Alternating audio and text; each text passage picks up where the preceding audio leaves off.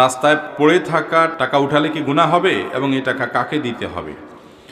ভাই, রাস্তায় যদি কোনো কুড়িয়ে পড়া জিনিস পাওয়া যায়, আপনি 10টা টাকা পাইলেন, 5টা টাকা পাইলেন, একটা কয়েন পাইলেন বা কোনো কিছু পাইলেন, এটা যদি উঠানো হয় তাহলে কি করতে হয়? কি করতে হয় বলেন? আমাদের দেশে অনেকে বলেন যে রাস্তা থেকে কোনো কিছু কুড়ানো, হারানো কোনো জিনিস যদি আপনি উঠান, কারোর হারানো, কারোর পড়ে গেছে, আপনি উঠাইছেন, তাহলে যেটা উঠাইছেন ওটা ডবল দিতে হবে। এরকম একটা মাসালা আপনারা শুনছেন না শুনেন নাই? এই মাসালাটা কেউ একজন বানাইছে যাতে করে কেউ ভয়ে আর কারোর টাকা পয়সা না তোলে। নেক উদ্দেশ্যে কিছু জাল হাদিস তৈরি হয়েছে, তার মধ্যে এটা একটা। বুঝতে পারছেন? অথচ কোরআন হাদিসে কোথাও কথা বলা হয় নাই। তা আপনি এক কাঠি আগ বাড়িয়ে কেন এরকম নিজের মন গড়া মাসআলা বলবেন? এটা জায়েজ নাই, গুনাহের কথা। এ ধরনের কথা বলা যাবে না।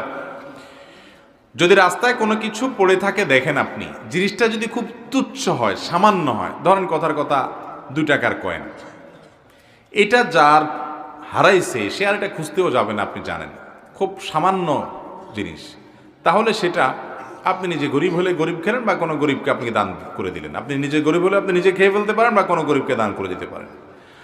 আর যদি জিনিসটা দামি হয়, ধরেন আপনি 1000 টাকা পাইছেন, 2000 টাকা পাইছেন, মূল্যবান কিছু পাইছেন, যেটার মালিক এটাকে খুঁজে বেড়াবে আপনি জানেন, তাহলে সেক্ষেত্রে এটা নেওয়ার পর আপনার দায়িত্ব হলো চতুর্পাশে ভালো করে ঘোষণা দেওয়া, ভাই এই জায়গা আমি কিছু টাকা পাইছি, কার হয় নিয়ে যাবেন। দীর্ঘদিন আপনাকে ঘোষণা দিয়ে যেতে হবে, যেতে হবে, যেতে হবে। কোনোভাবেই মালিক আর পাওয়া যাচ্ছে না, কোনো হদিস নাই, কোনো আলামত নাই, কোনো কিচ্ছুতেই পাচ্ছেন না, আর আশাও নাই।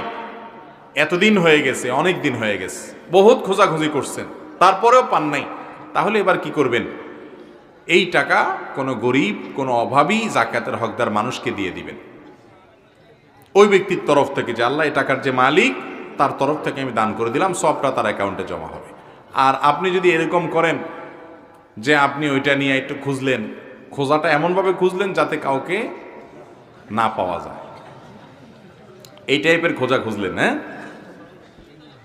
ওই যে একজনের বলে মুরগি হারায় গেছে আর আরেকজনে পাইছে, পাওয়ার পর মুরগিটা নিয়ে সে খুঁজছে, তো খোঁজার সময় সে বিরাট জোর করে আওয়াজ দেয়, একটা মুরগি পাওয়া গেছে।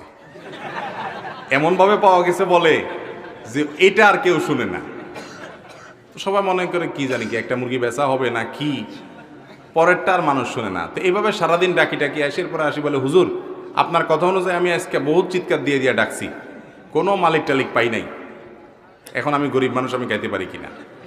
তো এরকম মাসালা ঘুরাইয়া যদি খান তাহলে কিন্তু জায়েজ হবে না।